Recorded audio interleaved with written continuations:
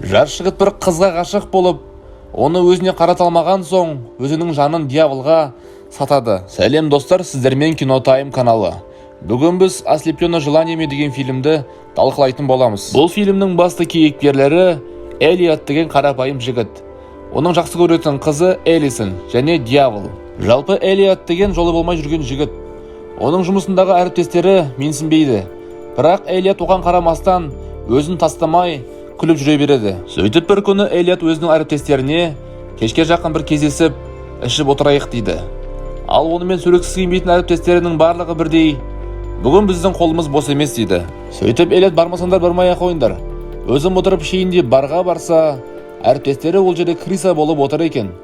Сөйтіп олар өтірік көрінбейміз деп беттерін жауып алса, Элиот оларды танып қойып, көңілді күймен олардың қасына барады. Сол кезде барға Элисон келіп қалады. Ал әріптестері болса